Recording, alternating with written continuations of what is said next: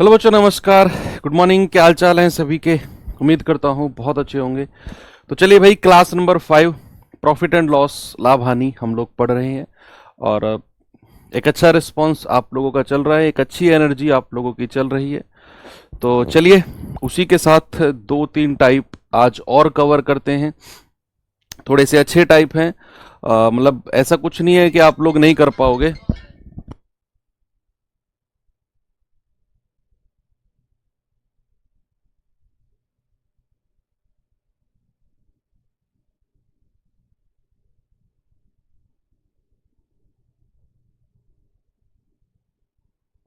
चलिए ठीक है भाई, गुड मॉर्निंग, गुड मॉर्निंग, नमस्ते। करें क्लास को शुरू, बाकी लोग जुड़ गए हो तो ठीक है। टाइम भी हो चुका है, 8 बज चुके हैं एग्जैक्ट। 59 पर क्लास लाइव हुई थी, तो मुझे लगा धीरे धीरे आप लोग जुड़ जाओगे। चलो शुरू करते हैं। एक होमवर्क दिया था बच्चे कल मैंने आपको, इसका क्या जवाब था जल्दी से आप लोग बताइए। क्या इसका जवाब था? Good morning. एक वस्तु को 800 रुपए में बेचने पर हुआ लाभ उस वस्तु को 275 रुपए में बेचने पर हुई हानि का 20 गुना है। 25% लाभ कमाने के लिए वस्तु को किस कीमत पर बेचा जाना चाहिए? बताइए। देखो यहां अगर मैं आपसे कहूं कि बीच में अगर क्रय मूल्य को रखते हैं, एक बार तो उसने 800 रुपए में बेचा है, और जब 800 में बेचा है तो उसे हुआ है प्रॉफिट, और दूसरी बार उसने बेचा है 275 रुपए में, और जब 275 में बेचा है तो उसे हुआ है लॉस। सवाल ने कहा कि जो उसे लाभ हुआ है ना, वो हानि का 20 गुना है। जो लाभ हुआ है वो हानि का 20 गुना, यानी कि हानि को अगर मैं ए मान लेता हूं तो लाभ कितना होगा? इसका 20 गुना, यानी कि 20 ए हो जाएगा लाभ। ओके। अगर मैं 800 में से इस 20 ए को माइनस करता हूं तो मुझे क्या मिलेगा? अगर मैं इस विक्रय मूल्य में से लाभ को माइनस करता हूं तो मुझे क्रय मूल्य मिल जाएगा। कल ये चीज सीखी थी हमने। और अगर 275 में हानि को जोड़ दूं तो भी मुझे क्रय मूल्य मिलेगा। दोनों को बराबर कर दो, इसमें से ये माइनस होगा, 800 माइनस 275, और ये उधर जाकर माइनस का प्लस हो जाएगा, तो 20 और 1 21 ए। 10 में से 5 गए 5, 9 में से 7 गए 2, और 7 में से 2 गए 5, बराबर 21 ए। तो यहां से ए बराबर कितना आ गया? 525 बटे 21। तो 21 दूनी 42, 21 पंजे 105, तो ए की वैल्यू आ गई 21। अब हमको चाहिए क्रय मूल्य। तो क्रय मूल्य यानी कि कॉस्ट प्राइस के लिए ए का मान या तो यहां पे रख दो या यहां पे रख दो, दोनों तरफ से आपको कॉस्ट प्राइस मिल ही जाना है। मैं यहां पे रखता हूं तो 275 प्लस 25, तो मुझे मिल गया कि जो आपका कॉस्ट प्राइस है ना, जो क्रय मूल्य है वो 300 रुपए है। कितना है? 300। सवाल ने क्रय मूल्य नहीं पूछा, उसने कहा कि 25% का लाभ कमाने के लिए वस्तु को किस कीमत पर बेचे। बड़ी बेसिक सी चीज है। अगर आप प्रॉफिट एंड लॉस, लाभ हानि का रिवीजन करते हुए चल रहे हो तो बच्चे आप ये जानते हो कि अगर वस्तु को 25% के लाभ पर बेचा जाएगा ना, तो आप उसे कई तरीकों से कर सकते हो। आप उसे रेशियो मेथड से भी कर सकते हो, आप उसका लाभ भी निकाल सकते हो। 300 का 25% कितना? 75, 25 तिया 75, तो विक्रय मूल्य कितना हो जाएगा? 300 प्लस 75, यानी कि 375, और यही मेरा सही जवाब होगा। आप क्रय मूल्य निकाल लाए। आप ये भी जानते हो कि अगर किसी वस्तु को 25% के लाभ पर बेचा गया तो उसे 125% में बेचा जाएगा, 100% से ऊपर। तो इस 300 का डायरेक्ट 125% निकाल दो, तब भी आपका आंसर सही होगा।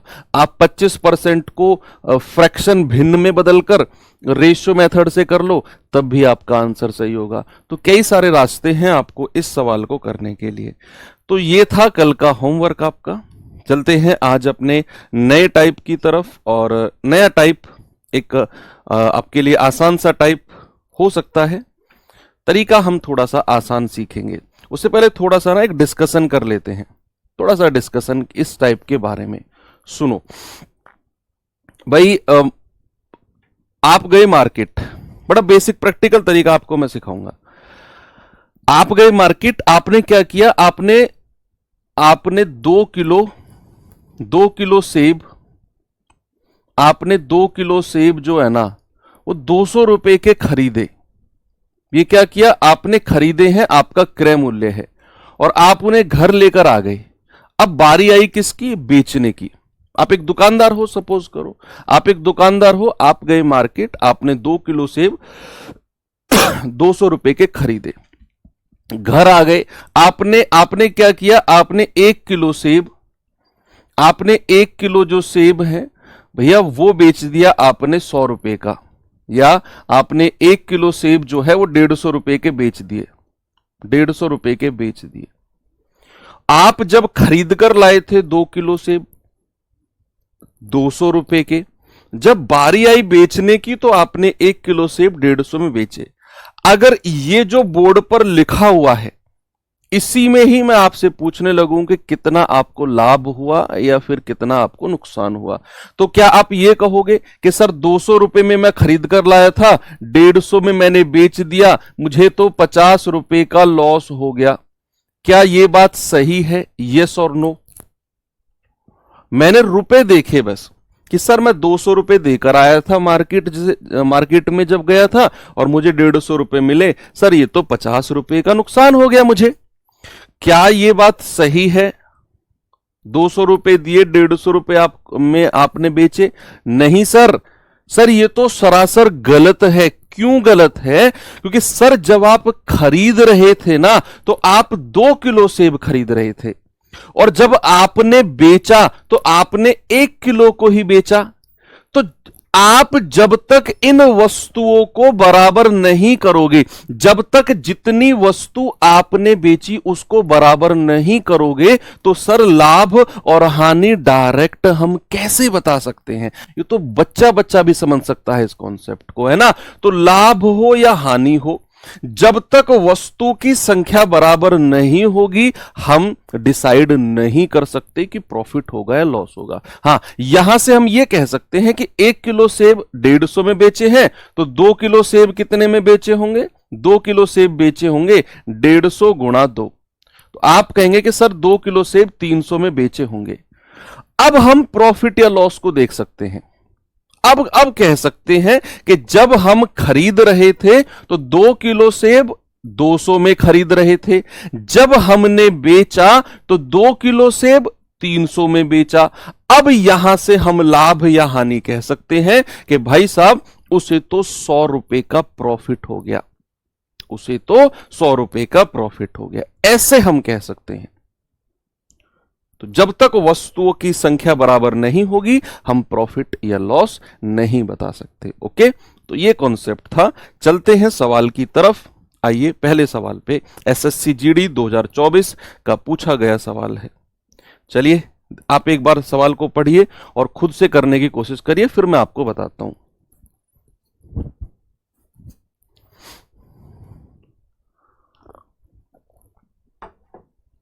देखो, एक व्यक्ति ने 1 रुपए में 14 कलम की दर से कुछ कलम खरीदी और उन्हें 1 रुपए में 12 कलम की दर से बेच दिया।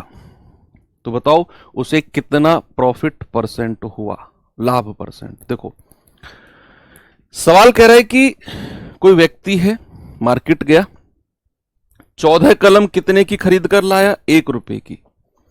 1 रुपए की 14 कलम खरीद कर लाया, और जब उसने बेचा तो बेचा कितने में है? 12 कलम 1 रुपए में बेची है। 14 कलम 1 रुपए में तो खरीद कर लाया और 12 कलम 1 रुपए में बेची। तो बताओ लाभ कितना हुआ होगा? भाई मैं यहां से कह सकता हूं क्या कि जब वो खरीदने गया था तो 14 कलम कितने रुपए में उसने खरीदी है? 1 रुपए में। और जब वो बेचने जा रहा है तो 12 कलम कितने में बेच रहा है? 1 रुपए में। तो क्या मैं ये कह सकता हूं कि उसे तो कोई लाभ कोई हानि नहीं हुई? No profit no loss. भाई 1 रुपए में खरीद कर लाया और 1 रुपए में ही बेच दिया। क्या मैं ऐसे कह सकता हूं कि यार 1 रुपए में खरीद कर लाया, 1 में बेच दिया, कोई लाभ नहीं, कोई हानि नहीं, नो प्रॉफिट नो लॉस? नहीं सर, ऐसा नहीं कह सकते। जब वो 1 रुपए में खरीद कर लाया है ना सर, वो 14 कलम खरीद के लाया है।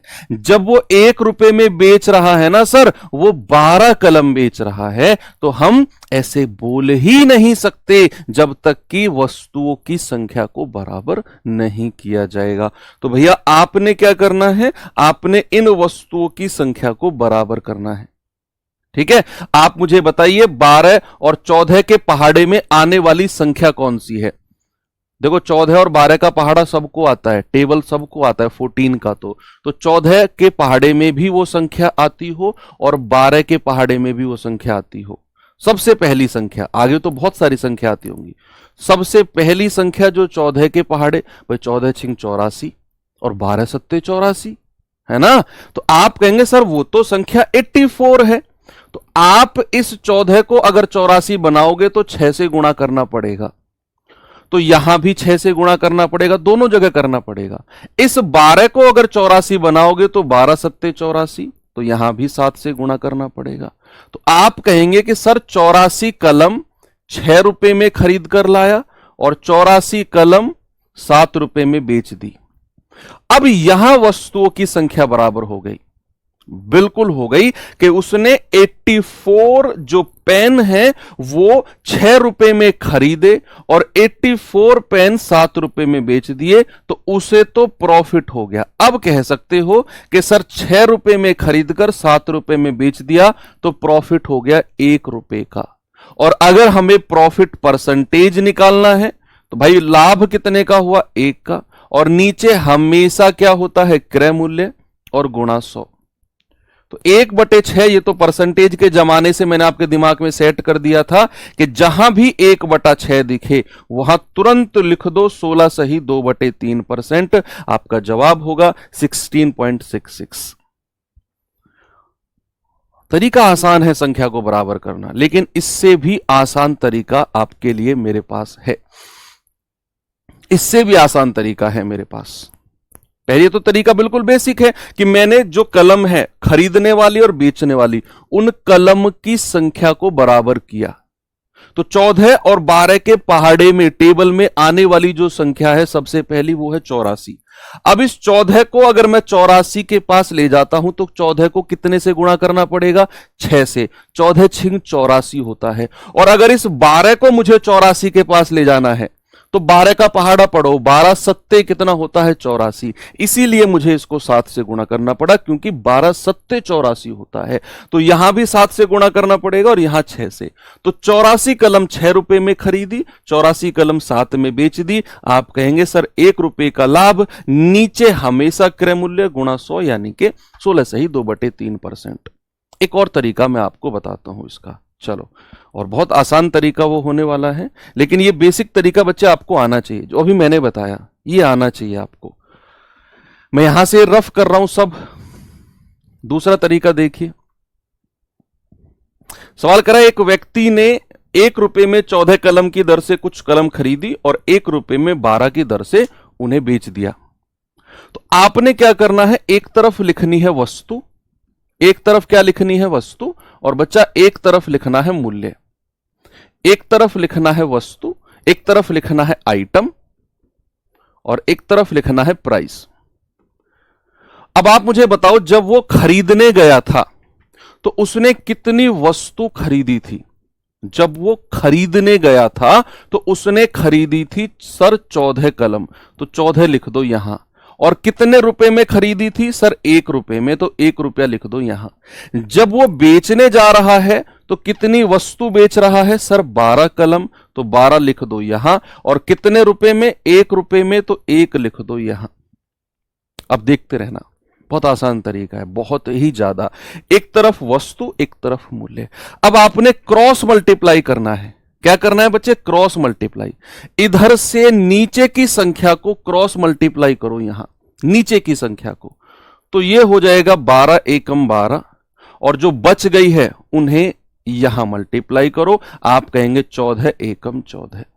ये हो गया सवाल आपका कि 12 रुपए की चीज को 14 रुपए में बेचा गया। हो गया सवाल, कुछ भी नहीं है।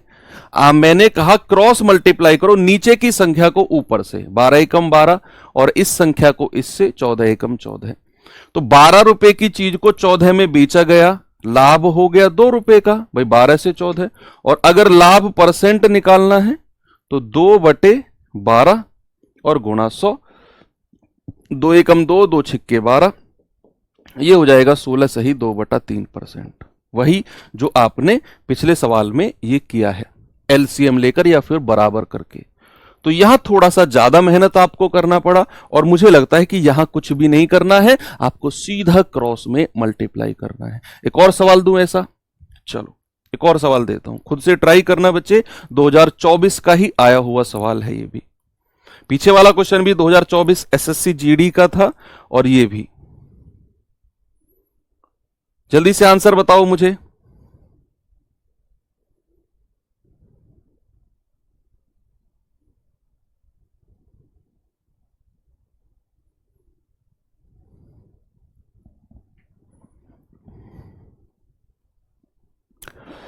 सवाल कहता है कि एक विक्रेता 10 रुपए में 15 वस्तु खरीदता है, 10 रुपए में 15, और 10 वस्तुएं 15 रुपए में बेच देता है, तो विक्रेता द्वारा अर्जित लाभ प्रतिशत कितना होगा?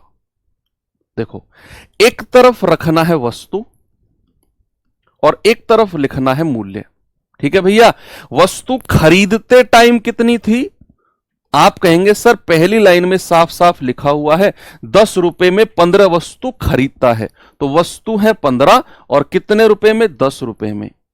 फिर उसने कहा कि 10 वस्तुएं, बेचते टाइम क्या कह रहा है? 10 वस्तुएं 15 रुपए में बेचता है, तो बेचते टाइम क्या है? 10 वस्तुएं, तो 10 यहां पे लिखो, और कितने रुपए में? 15 रुपए में, तो 15 यहां लिख दो। बस क्रॉस मल्टीप्लाई करना है। आप कहेंगे कि सर इधर नीचे वाली संख्या को ऊपर की संख्या से गुणा कर दो, तो 10 धाम 100, इधर बची हुई संख्या को यहां गुणा कर दो। 15 15 में कितना होता है? 225।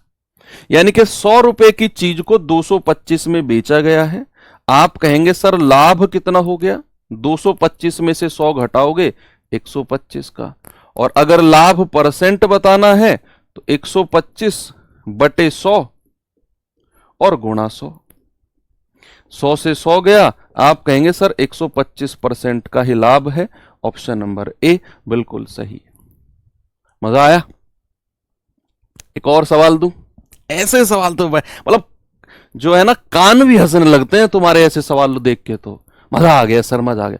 थोड़ा सा सवाल का लेंथ बढ़ा दूं, थोड़ी सी सवाल का लेवल बढ़ा दूं ना, तो तुम्हारे जो है ना वो मतलब बिल्कुल जो अरमान है ना वो जमीन में फैल जाते हैं। गौरव ने 6 रुपए में 5 वस्तुओं के हिसाब से कुछ वस्तुएं खरीदी और उन्हें 11 रुपए में 10 वस्तुओं के हिसाब से बेच दिया। उसके हानि प्रतिशत की गणना करो, क्या होगी? बताओ।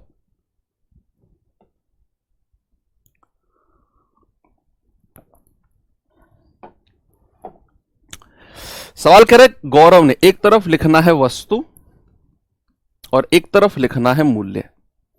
भाई जब गौरव खरीदने गया तो उसने वस्तु कितनी खरीदी है? 6 रुपए में 5 वस्तु, तो 5 वस्तु कितने रुपए में? 6 रुपए में। और जब गौरव बेचने जा रहा है तो उसने 11 रुपए में 10 वस्तु, वस्तु कितनी है? 10, रुपए कितने हैं? 11, यहां लिख दो। क्रॉस में मल्टीप्लाई करके अपना आंसर बता दो। तो आप कहेंगे सर नीचे वाली संख्या की क्रॉस में मल्टीप्लाई करो, 10 छिक्के 60, इस वाली संख्या की क्रॉस में मल्टीप्लाई करो, 11 पंजे 55। यानी कि 60 रुपए की चीज को 55 में बेचा गया है।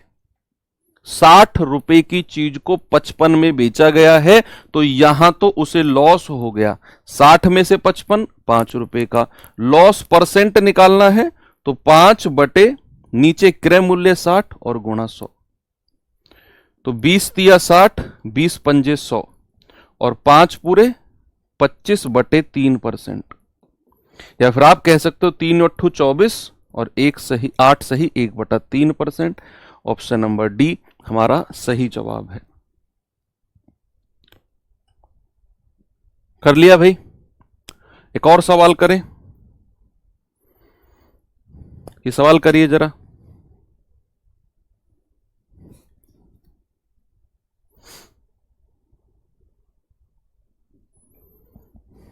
एसएससी जीडी 2023 का सवाल है। सवाल है, एक व्यक्ति 100 रुपए में 15 कलम खरीदता है और उन्हें 100 रुपए में 13 कलम की दर से बेच देता है। इसी टाइप में थोड़ा सा अच्छे लेवल का सवाल भी है मेरे पास, एक अभी थोड़ा सा अच्छे लेवल का। तो यहां मैं एक तरफ वस्तु लिखने वाला हूं और एक तरफ क्या लिखने वाला हूं? मूल्य। भाई जब वो खरीदने गया व्यक्ति तो उसने 100 रुपए में कितनी वस्तु खरीदी? 15 कलम। तो 15 कलम यहां लिख दो, 100 रुपए यहां लिख दो। जब वो बेचने गया तो उसने क्या किया? 100 रुपए में 13 कलम बेची है, तो 13 कलम वस्तु यहां, 100 रुपए यहां। क्रॉस मल्टीप्लाई करो, आपका जवाब आ जाएगा। इस 13 की मल्टीप्लाई 100 में 1300, इस 15 की मल्टीप्लाई 100 में 1500, यानी कि 1300 रुपए की चीज 1500 में बेची गई है। तो यहां तो उसे प्रॉफिट हो गया 200 का। और अगर प्रॉफिट परसेंटेज निकालना होगा तो 200 बटे नीचे क्रय मूल्य यानी कि 1300 और गुणा 100। 2 जीरो से 2 जीरो गया, तो आप कहेंगे कि सर 200 बटे 13%, या 13 एकम 13 7, 13 पंजे 65, आगे कितना बचा? 5 बटे 13। तो 15 सही 5 बटे 13%। दो ऑप्शन में है, चलो इसको 6 बटे 13 कर लो, ऑप्शन डी को। आपका अच्छा सॉरी 3 बटे 13 सही है, सही है। 15 सही 5 बटे 13, तो 15 सही 5 बटे 13 बिल्कुल सही जवाब है, ऑप्शन नंबर डी। ओके, एक और सवाल करते हैं। ये सवाल करिए जरा, बताओ इसका जवाब।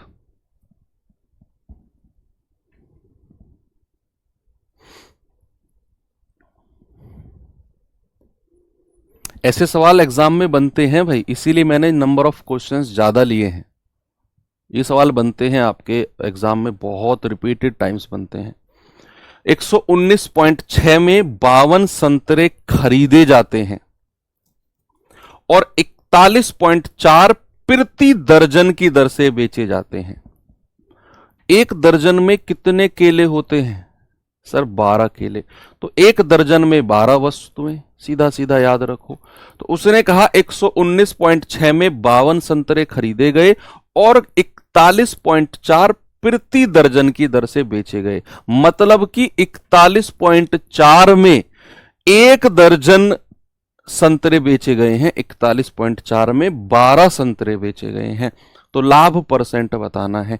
एक तरफ तो आपने लिखना है वस्तु और एक तरफ आपने लिखना है क्या? मूल्य। जब वो खरीदने गया तो उसने 52 संतरे कितने में खरीदे हैं? 52 संतरे खरीदे हैं 119.6 में।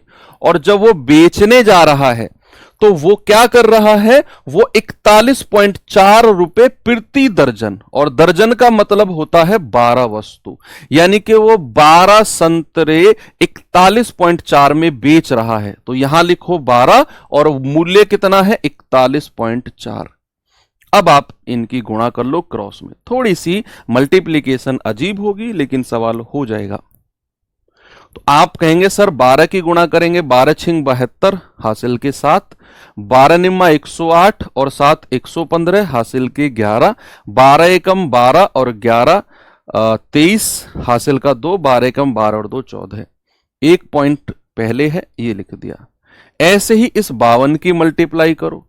52 चौके कितना होता है? 208। भाई 5 चौके 20, 2 चौके 8 हासिल का 20। 52 एकम 52 और 20 कितना होता है? 72। 72 का 2 हासिल का 7 और 52 चौके 208, 208 और 7 215। एक संख्या पहले पॉइंट है ये लगा दिया।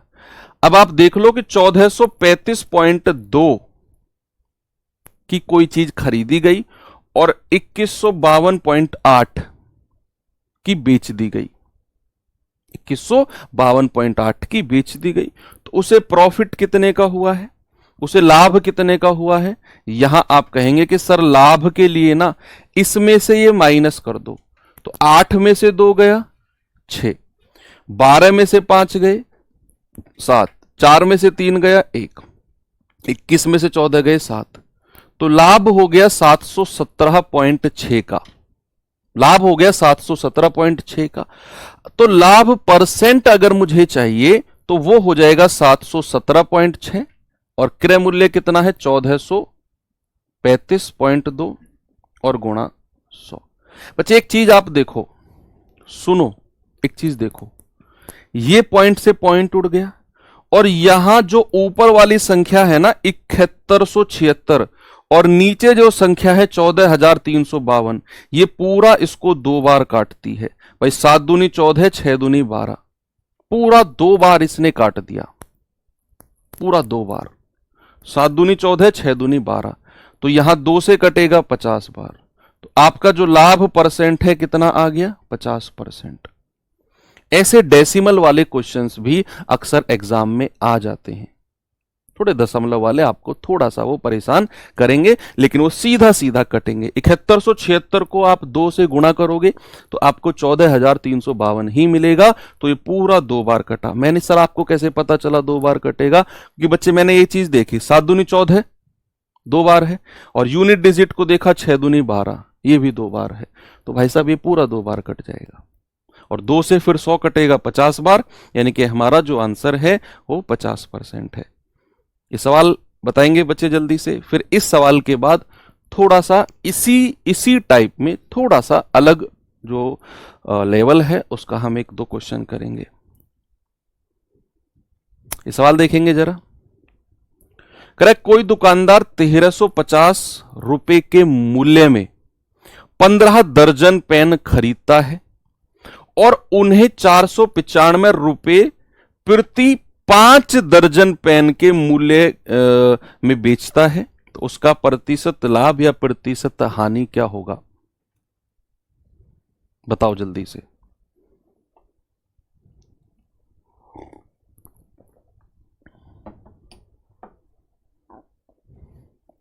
तो आप कहेंगे सर एक तरफ वस्तु को रखो और एक तरफ मूल्य को रखो, एक तरफ मूल्य को। तो उसने कहा 1350 रुपए में 15 दर्जन पेन।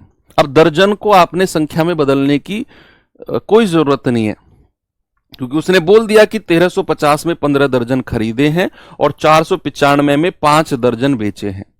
तो बात दर्जनों में ही हो रही है, तो आपको यहां 12 से गुणा करने की कोई जरूरत नहीं है। ठीक है, तो यहां जब वो खरीदने गया तो उसने वस्तु कितनी खरीदी है 15 दर्जन पेन और कितने में 1350 में। जब वो बेचने जाता है तो कितनी वस्तु बेचता है 5 दर्जन और कितने रुपए में बेचता है 495 में।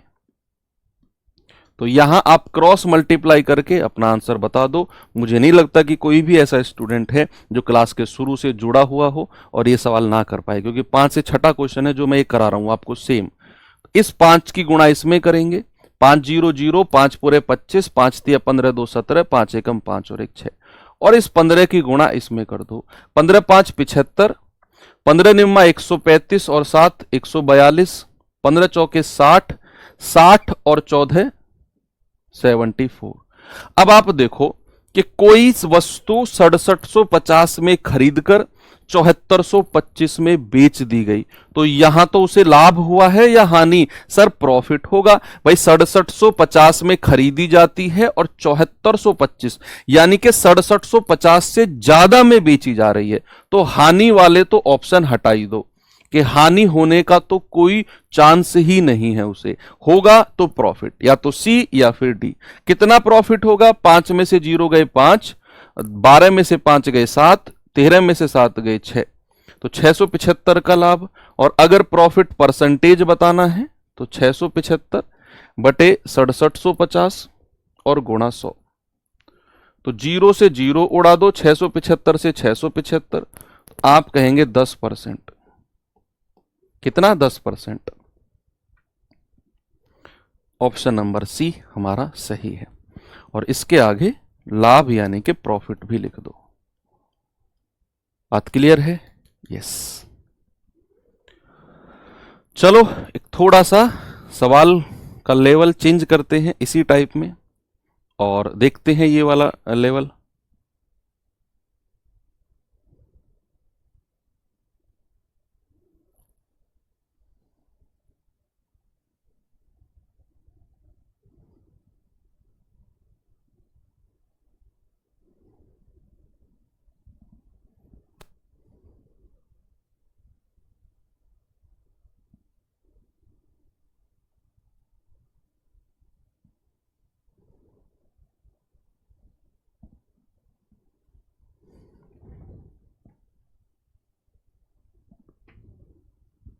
पढ़ो आराम से। सवाल कर रहा है 140 रुपए में 15 की दर से कुछ फल खरीदे गए और उतने ही फल, जितने फल यहां खरीदे हैं ना 140 रुपए में 15 की दर से मतलब होता है कि हर 15 फल के लिए एवरी 15 फ्रूट्स उसने 140 रुपए दिए हैं। खरीदे तो कितने होंगे हमें नहीं पता, लेकिन वो हर 15 फल के लिए 140 रुपए देता है। ये पहली लाइन का मतलब है कि 140 रुपए में 15 की दर से, दर का मतलब वही होता है, पता नहीं वो इस रेट से कितने फल खरीदे।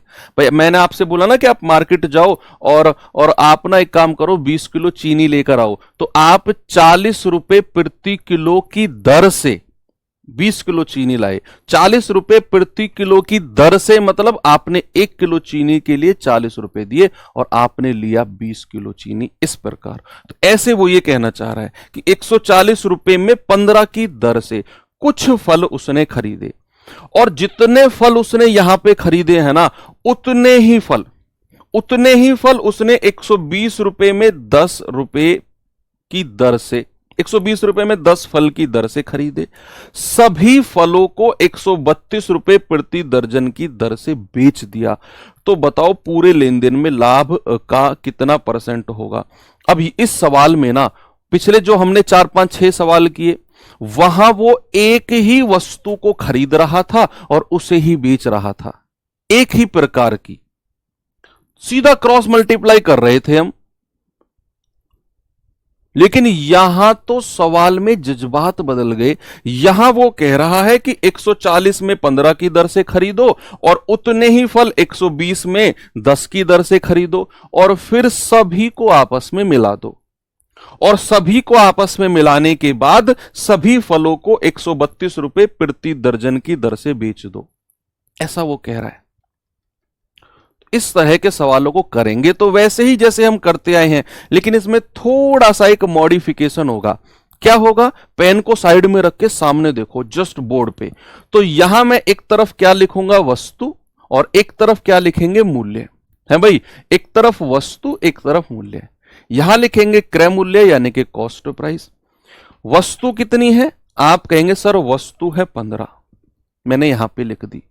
कितने में उसने खरीदी है? 140 में। इतनी ही वस्तु, देखो इस वर्ड पे ध्यान रखना बच्चे, ये वर्ड ये बड़ा इंपॉर्टेंट है। उतने ही फल उसने किस दर से खरीदे हैं? 10 रुपए में, सॉरी 10 फल 120 रुपए में। अभी बात क्रय मूल्य की हो रही है, यहीं पर क्रॉस मल्टीप्लाई मत लगा देना ना, ये दोनों क्रय मूल्य ही है। अभी वो खरीद रहा है, अभी मार्केट से निकल के घर नहीं पहुंचा आपने, अभी मार्केट से निकलकर घर नहीं पहुंचा, अभी तो क्रय मूल्य दो अलग अलग जगह से उसने फलों को उठाया है। अब हमें क्या करना है? सामने देखिए, उसने लाइन में लिखा हुआ है उतने ही फल, यानी कि दोनों केस में फलों की संख्या बराबर है। भाई साहब यहां भी फलों की संख्या और यहां भी फलों की संख्या बच्चे जो है वो बराबर है। तो क्या है? बराबर। तो हमें 15 और 10 को बराबर करना होगा। आप मुझे बताओ 15 के पहाड़े में भी आने वाली संख्या और 10 के पहाड़े में भी आने वाली संख्या, 15 और 10 का पहाड़ा सभी को आता है। तो सबसे पहली संख्या, सबसे पहली जो 15 के पहाड़े में भी आती हो और 10 के पहाड़े में भी। सर 15 एकम 15, 15 दूनी 30 और 10 तिया 30। आ गई ना भाई, सबसे छोटी संख्या जो 15 के पहाड़े में भी आती हो और 10 के पहाड़े में भी आती हो। मुझे क्या करना है, मुझे वस्तु की संख्या को बराबर करना है, क्योंकि सवाल ने बोला है उतने ही फल, उतने ही फल। अब अगर इस 15 को मुझे 30 बनाना है तो 2 से गुणा करना होगा और यहां भी 2 से करना होगा। अगर इस 10 को मुझे 30 बनाना है तो 10 तिया 30, 3 की गुणा यहां भी और यहां भी। तो आप देखेंगे कि 14 दूनी 28, 280, 12 तिया 36, 360। यहां गुणा करेंगे 15 दूनी 30 और यहां गुणा करेंगे 10 तिया 30। अब आप देखो, क्या वस्तुओं की संख्या बराबर हो गई? क्या वस्तुओं की संख्या बराबर हो गई? आप कहेंगे बिल्कुल सर। अब इनको जोड़ लो तो टोटल क्रय मूल्य आपके पास आ जाएगा 30 और 30, 60 फल। कितने में खरीदे उसने? 0, 8 और 6 14, 3 2 5 और 1 6। बस यहां तक आपको पहुंचना है और फिर नीचे लिखना है क्रय मूल्य। क्रय मूल्य के बारे में उसने क्या बोला है कि 132 रुपए प्रति दर्जन। प्रति दर्जन में कितनी वस्तु होती है? 12 वस्तु, है ना। तो 12 वस्तु कितने में बेची है उसने? 132 में।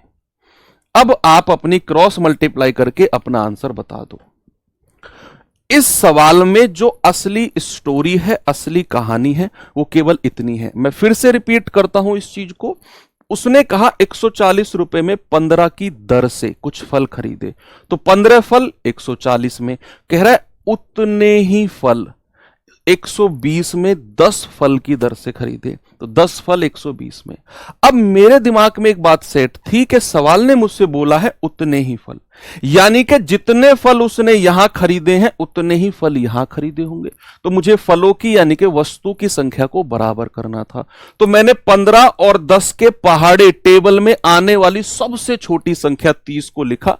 15 को 30 बनाने के लिए 2 से गुणा किया तो यहां भी करना पड़ा। 10 को 30 बनाने के लिए 3 से गुणा किया तो यहां भी करना पड़ा। तो 15 दूनी 30 और 280, 10 तिया 30 और 360, यानी कि 30 और 30 60 फल उसने 640 में खरीदे। बेचा कितने में? 132 रुपए में 12 वस्तु, यानी कि 12 फल 132 में। क्रॉस मल्टीप्लाई करके अपना आंसर बता दो बच्चे। इस 12 की गुणा यहां करेंगे तो 12 0 0, 12 चौक 48, 12 छिंग 72 और 4 76। इस 60 की गुणा यहां करेंगे, ये 0 लास्ट में आ जाएगा। 6 दूनी 12, 6 ती 18 और 1 19, 6 एकम 6 और 1 7। अब आप देख लो कि कोई भी वस्तु अगर 7680 में खरीदी गई, 7920 में बेची गई, तो लाभ कितने का है? आप कहेंगे 0 में से 0 गए, 12 में से 8 गए 4, 8 में से 6 गया 2, 240 का लाभ। और अगर प्रॉफिट परसेंटेज बताना है तो 240 बटे 7680 और गुणा 100। 0 से 0 गया, 24 एकम 24, 24 तिया 72, 24 दूनी 48, 4 अट्ठू 32 और 25 चौके 100। तो ये कितना आ गया? 25 एकम 25 और बटे 8%। 8 तिया 24, 3 सही 1 बटे 8%। ऑप्शन नंबर ए हमारा सही है। वेरी गुड, सभी का आ गया, वेरी गुड।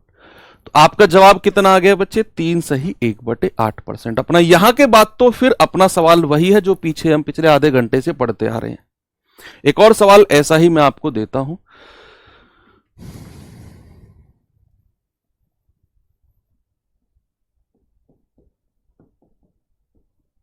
और उतने ही संतरे।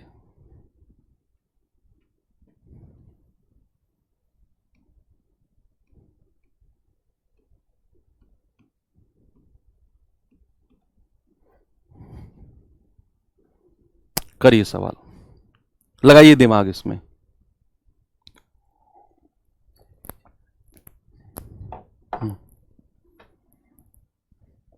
देखो, उसने कहा एक आदमी ने कुछ संतरे 1 रुपए में 3 की दर से और उतने ही संतरे 1 रुपए में 2 फल की दर से खरीदे। उसने 20% का लाभ प्राप्त करने के लिए संतरों को प्रति दर्जन किस कीमत पर बेचना होगा? ये बताओ। सवाल मतलब है वैसा ही, लेकिन इसको करने का थोड़ा सा तरीका चेंज होगा। हमें क्रय मूल्य निकालना है और फिर विक्रय मूल्य के लिए 20% के लाभ पर बेच देना है। हो जाएगा कैसे, जरा देखेंगे। देखो, एक तरफ लिखना है वस्तु और एक तरफ लिखना है मूल्य। ओके,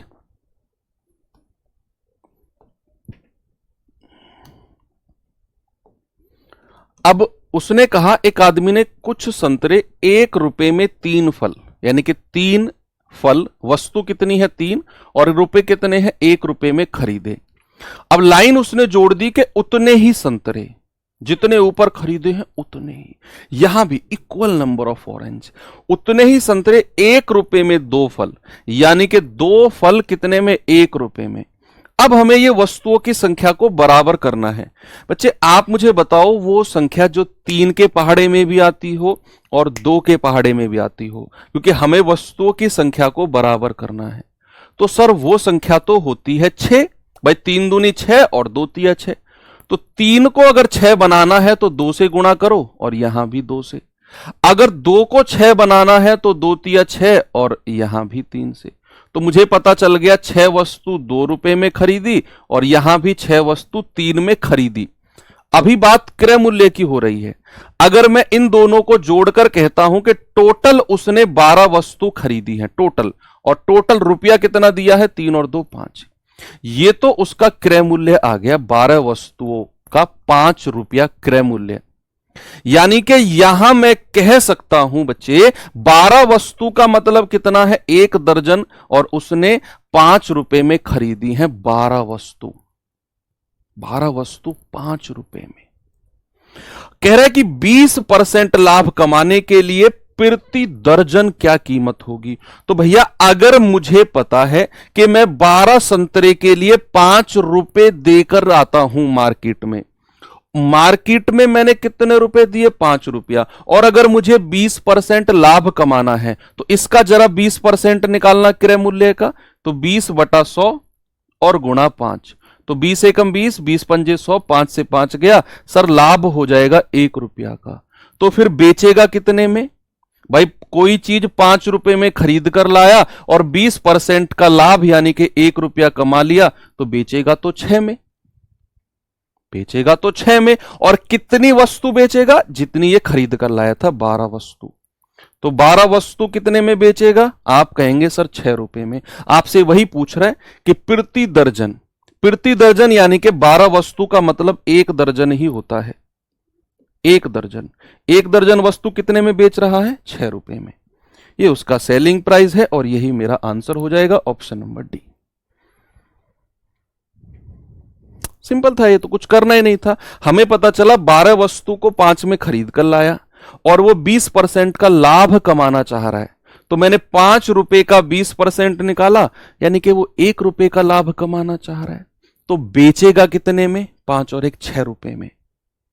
कितनी वस्तु, 12 वस्तु। हमसे पूछ रहा है कि बताओ वो प्रति दर्जन किस कीमत पर बेचेगा। प्रति दर्जन मतलब 12 ही वस्तु पूछ रहा है, तो 12 वस्तु यानी कि 1 दर्जन 6 रुपए में बेचेगा, और यही हमसे पूछा है कि प्रति दर्जन यानी कि 6 रुपए। मेरा आंसर ऑप्शन नंबर डी बिल्कुल सही है। 6 कैसे आया बच्चे, कोई चीज आप 5 रुपए में खरीदते हो और 1 रुपए का लाभ कमा लेते हो, तो 5 रुपए में खरीदकर 1 रुपए का लाभ कमाया, तो आप कितने में बेचोगे, आप उसे 6 रुपए में ही तो बेचोगे। बताओ, 5 रुपए में खरीदते हो, क्रय मूल्य है ना ये 5 रुपया, और 1 रुपए का आपने लाभ कमा लिया क्योंकि आपने इसका 20% निकाला। तो बेचा कितने में होगा, आप कहेंगे 5 और 1 6 रुपए में बेचा है ना भैया, बस। और 12 वस्तुओं को 6 रुपए में बेचा, यानी कि 1 दर्जन को 6 में बेचा है। और भाई पूछ रहा है आपसे कि 1 दर्जन को कितने में बेचा है। चलो, इस तरह की चीजें अब होती हैं खत्म। अब मैं आपको लेकर चलता हूं थोड़ा सा अगले टाइप की तरफ, टाइप नंबर 8। और टाइप नंबर 8 को पहले तो मैं कराऊंगा आपको बिल्कुल बेसिक तरीके से, ये क्वेश्चन है बिल्कुल बेसिक तरीके से करेंगे हम, और फिर मैं आपको इसे ट्रिक से कराऊंगा। पहले तो बिल्कुल बेसिक तरीके से, और फिर इसकी एक ट्रिक बता दूंगा, उसे दिमाग में सेट कर लेना। इस तरह का सवाल बने, चिपका देना और सवाल हो जाएगा। आपने क्या करना है, कम से भी कम 3 बार ये सवाल पढ़ना है बिना पेन उठाए। पेन साइड में रख दो, 3 बार इसको रीड करना है, बहुत आराम आराम से। मैं टाइम दे रहा हूं आपको, मैंने टाइम दिया आपको 30 सेकंड का टाइम दिया, आप इसको 2 या 3 बार तो कम से कम पढ़ दो। ठीक है, आपका टाइम शुरू होता है अब।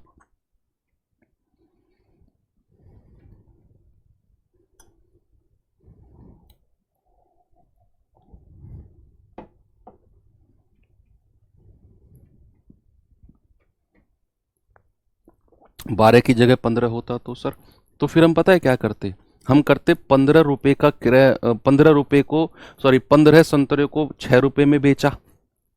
एक संतरे को कितने में बेचा होगा, 6/15। तो 12 को कितने में बेचा होगा, क्योंकि हमें 1 दर्जन का ही मान निकालना है।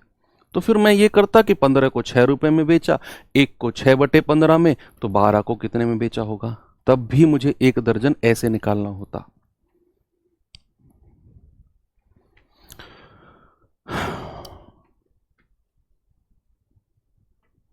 बस पढ़ना है सवाल को, क्योंकि मैं चाहता हूं कि यह सवाल आपके दिमाग में छप जाए, क्योंकि मुझे इसका एक बहुत अच्छी ट्रिक आपको बतानी है। पहले तो जस्ट बेसिक से करेंगे। सवाल कह रहा है 140 रुपए में 80 बॉल पेन बेचने पर एक दुकानदार को 30% की हानि होती है। तो कह रहा है 30% का लाभ कमाने के लिए 104 रुपए में कितने बॉल पेन बेचेगा।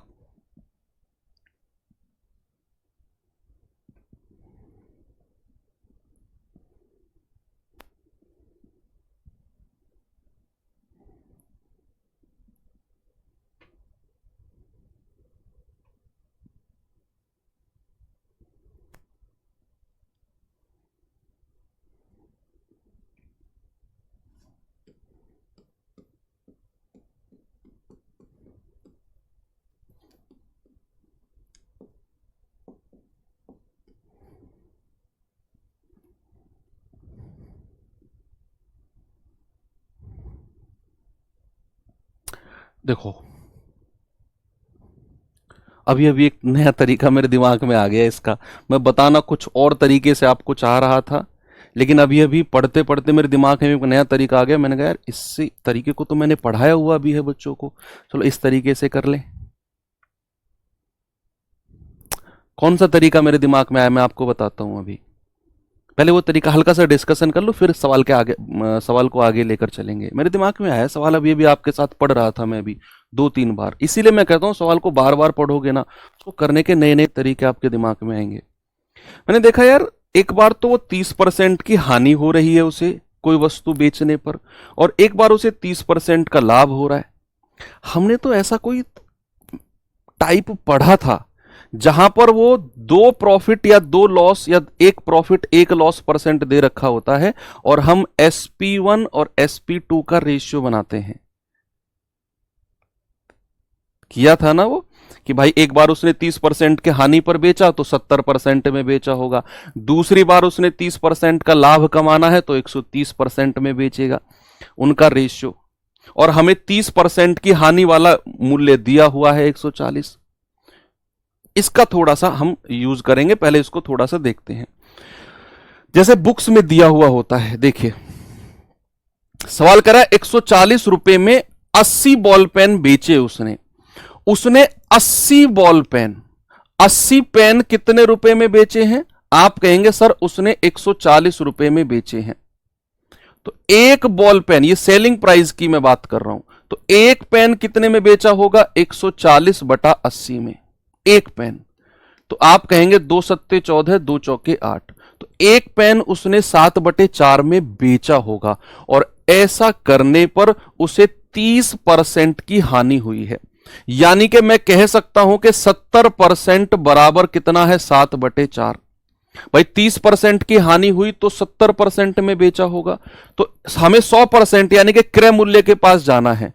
तो 1% कितना हो गया, 7/4 गुणा 70, सॉरी 7/4/70, 1%। और हमें तो 100% के पास जाना है, तो 7/4 गुणा 70, और 100 से यहां गुणा कर दो। जीरो से जीरो गया, 7 से 7 गया, ये आ जाएगा 10/4। और ये 10/4 है ना, ये क्रय मूल्य है यानी कि कॉस्ट प्राइस है। एक पेन को उसने 10/4 में खरीदा होगा। सवाल कह रहा है कि बताओ 30% का लाभ उसे कमाना है। तो भैया एक पेन को 130% की वैल्यू कितनी होगी? 130% की। तो आप कहेंगे 10/4 गुणा 100 और यहां पर 130 से गुणा कर दो। भैया 100% की वैल्यू कितनी है? 10/4। हमें 130% की वैल्यू चाहिए क्योंकि वो 30% के लाभ पर बेच रहा है। तो या तो आप इसका 30% निकालो, 130% ही निकाल दो सीधा। ये उसका क्या हो जाएगा? ये उसका सेलिंग प्राइस हो जाएगा। एक पेन का सेलिंग प्राइस इतना, उसने तो 104 रुपए में बेचना है। 104 रुपए में कितने पेन? पहले तो एक पेन का मूल्य निकालते हैं हम। ये कितना आएगा? जीरो से जीरो गया, जीरो से जीरो गया, आप कहेंगे 13/4। 13/4, 13/4 रुपए में एक पेन बेचेगा। 13/4 रुपए में हमें बताना है 104 रुपए में कितना बेचेगा। तो 1 रुपए में कितना बेचेगा? भाई 4 की इधर गुणा कर दो और 13 नीचे आ जाएगा। इतने पेन बेचेगा। हमें तो बताना है क्या? हमें तो बताना है 104 रुपए में। तो 104 रुपए में कितने बेचेगा? वो बेचेगा 4/13 गुणा 104। तो 13×8 104 और 8 चौके 32 पेन। घबराना मत, ये तरीका मैंने जस्ट इसलिए कराया है क्योंकि ये बुक्स में होता है, किताबों में इस तरह के सवालों का ये तरीका होता है। आपने ये तरीका सोचना भी नहीं है, कि ये क्या हो गया, क्या हो रहा है, मगर कुछ नहीं सोचना। आपने जिस सवाल को पढ़ना था, मैंने आपको पढ़ने के लिए बोला था, और अब आपको जो तरीका इस तरह के सवालों में करना है वो देखो। जो तरीका इस तरह के सवालों में करना है, बस आपने जस्ट वो फोकस करना है। क्या है देखते हैं कि भाई यहां हमें दिया गया है कि 104 रुपए में उसने 80 बॉल पेन बेचे। 4 रुपए में 80 बॉल पेन बेचे और एक दुकानदार को 30% की हानि हो गई। जब वो 30% का लाभ कमाएगा तो 104 रुपए में कितने पेन बेचेगा? तो सबसे पहले तो हमको पता चल गया कि यार यहां हमको एक बार तो 30% की हानि पर बेच रहा है और दूसरी बार 30% के लाभ पर बेचेगा। और ऐसा टाइप तो हम कर चुके हैं SP1 और SP2 वाला। भैया किए हैं कि नहीं? आप कहेंगे सर बिल्कुल किए हैं, कि जब वो 30% की हानि पर बेचता है तो वो बेचता है 70% में, और जब वो 30% के लाभ पर बेचेगा तो 100% से ऊपर यानी कि 130% में बेचेगा। इसके तो 6-7 क्वेश्चन मैंने कराए हैं आपको। तो इनका रेशियो बनाना जरा, परसेंट से परसेंट उड़ा दो, जीरो से जीरो उड़ा दो, 7:13 आ गया। यानी कि पहले वाला विक्रय मूल्य कितना है? 7, दूसरे वाला विक्रय मूल्य कितना है? 13। और जब वो 30% की हानि पर बेच रहा है ना, तो उसका विक्रय मूल्य कितना है? 140। कितना है बच्चे? 140। यानी कि 7 यूनिट का मान कितना? 140। 1 यूनिट का मान कितना होगा? आप कहेंगे 20 रुपया। तो 13 यूनिट का मान कितना होगा? 13 गुणा 20 यानी कि 260। अब हमको पता चल गया कि 260 रुपए में 80 बॉल पेन बेचेगा। वो 260 रुपए में 80 बॉल पेन बेचेगा, तब जाकर उसे 30% का फायदा होगा। तो क्या मैं यहां से कह सकता हूं कि 260 रुपए में वो 80 बॉल पेन बेचेगा? हमसे पूछा है 104 रुपए में कितने बेचेगा? 104 रुपए में। तो आप कहेंगे सर 1 रुपए में बेचेगा 80/260, तो 104 में कितने बेचेगा? बस हो गया सवाल। 80/260 और गुणा 104। जीरो से जीरो गया, 26 चौके 104, 8 चौके 32 पेन। भाई सबसे पहले मैंने क्या किया? सबसे पहले मुझे दिया हुआ था 30% की हानि और 30% का लाभ, तो मैंने दोनों विक्रय मूल्य निकाल दिए। 7 और 13 का रेशियो आ गया। पहले वाला विक्रय मूल्य दिया हुआ था 140, तो 7 यूनिट का मान 140, एक का मान 20, तो 13 का मान 260। मतलब मुझे पता चल गया कि वो जब 30% का लाभ कमाएगा ना, प्रॉफिट कमाएगा, तो उसे 260 रुपए में बेचने पड़ेंगे। कितने पेन? 80 पेन। 260 में बेचने पड़ेंगे 80 पेन। तो 1 रुपए में कितना पेन बेचेगा?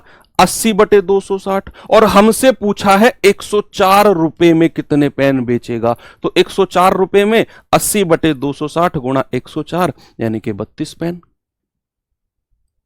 जिसने भी आप जो भी बच्चा रिवीजन कर रहा है रोज क्लास का, मैं गारंटी से कह सकता हूं वही बच्चा इस क्वेश्चन को बहुत अच्छे से समझ पाएगा। जिसने सर समानुपात वाले मेथड भी मस्त, हाँ वो भी अच्छा है, तो चीजें अपडेट होती रहनी चाहिए। मैं एक ही चीज को मैं सालों साल पढ़ाता जाऊंगा, फिर क्या ही बात रह जाएगी यार। चीजों में अपडेट रहना चाहिए ना मास्टर को भी।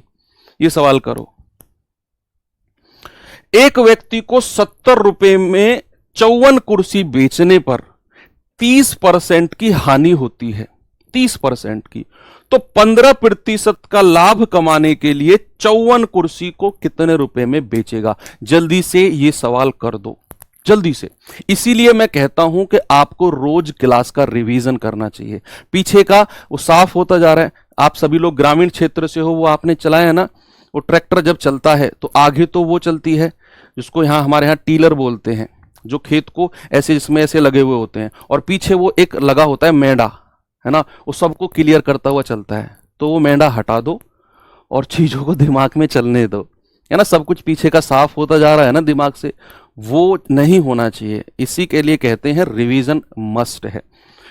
तो यहां हमसे बोल रहा है कि एक बार तो उसे 30% की हानि हो गई और एक बार उसे 15% का लाभ कमाना है। तो भैया SP1 और SP2, 30% की हानि मतलब 70% में बेचेगा और 15% का लाभ मतलब 115% में बेचेगा।